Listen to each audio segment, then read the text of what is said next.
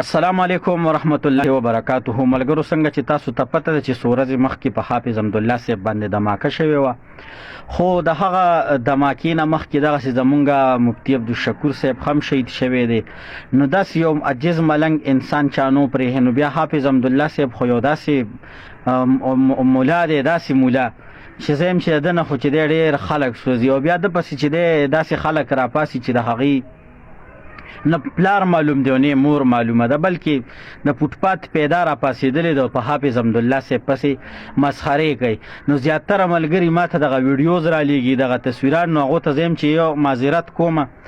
داسې خلک په حافظ حمدالله صاحب پسې کنځلې کوي چې د هغې د مور کردار، د هغې د خور کردار 126 دن تاریخ لري، چې 126 دن بوکې پرتې وي، د هغې ښځو الواد، د هغې جینکو وروڼه راپاسېدلي دي او په حافظ حمدالله صاحب پسې ډېرې سپکې خبرې کوي او وایي چې مردار شوی. نو هغه د مردارې بچو ته زه یم چې دا مردار نه، بلکې زمونږ علما کرامو دپاره شهادت چې دی دا زمونږ ارمان هم دی او زمونږ د علما کرامو له الله پاک مرګ د شهادت ورکوي.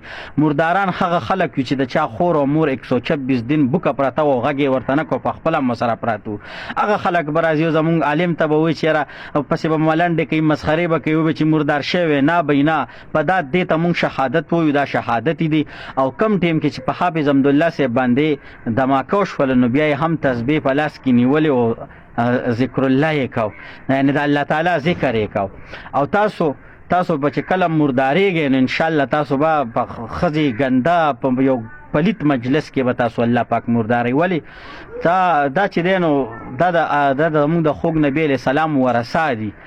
دغو پسې چې دی د ډېر وخت نه چې دی تاسو دا خولې وازې کړي دي، انشاءالله ډېر زر به چې دی خدای پاک چې دی څوک په دې خولو په پالج وخلي کي، د چا به چې دی څه قسم ته مرضونه، د چا څه قسم ته مرضونه. دغه د انبیو ورثو پسې که تاسو ډېر هم غاپېغه تاسو له جواب نه درکوي. پوه شولې؟ ولې دله جواب نه درکوي؟ چې تاسو حیثیت څه دی، ستاسو کردار څه دی، ستاسو د مور پلار نوم څه دی، پته هم نه لګي. حرمونې نسل یې او راچوت شوی په علماو پسې لکه د وارثو سپو غاپې. پوه شولې؟ نو دې ټیم کې زما د طبیعت سیټ نه دی چې زه کله لږ شانته کې را سیټ شم، نو یو به انشاءالله دې ځای ته روچتوم او پکې به چې دی لرګی منډم. زه بالخال دې لانجو ته اوزګار نه یم، بالخال خپل هم لږ بیمار یم، خو کم از کم چې چا هم پسې ویډیو کړی دغه ناجایز او دغه حرمونې نسل ته زه وایم چې انشاءالله ګورو به دا میدان درته نه مونږ پرېښي دو، نه درته پرېږدو. او حافظ حمدالله صاحب دپاره چې دی داسې خلک دعاګانې کوي چې هغه د دې وخت اولیاء دي، د دې وخت بزرګان دي. نو که تاسو رنګ د ډي چوک پیدا چې د چا خور مور په 126 دن بوکه پرته وه، نو که هغه پسې کنځلې وکړي نو هغه پسې نین خلیانې مطلب اسمان پسې لاړې توکل، دا واپس تاسو دې خولې له راځي. او علما چې دی په دې ځمکه په مثال د ستورو دی، نو د حافظ حمدالله صاحب مثال د یو ځلنده ستوري دی. او دا کم چې پسې غاپي، دا کم چې پسې لکه د وار راوړې سپی غاپي، نو د هغې د مور کردار هم دی دنیا ته معلوم دی، د خور هم معلوم دی. نو بس ډېره روشنایي پرې نه اچوم، خو انشاءالله چې کله مې صحت برابر شي نو یو به دلته کې راولمه، دې ځای کې به مې تصویر لګولی وي او انشاءالله که خیر د ولاړ ننوتو کوشش په باندې کومه چې څه کولی شي کنځلې بیا کوي، څه کوي بیا دې کوي.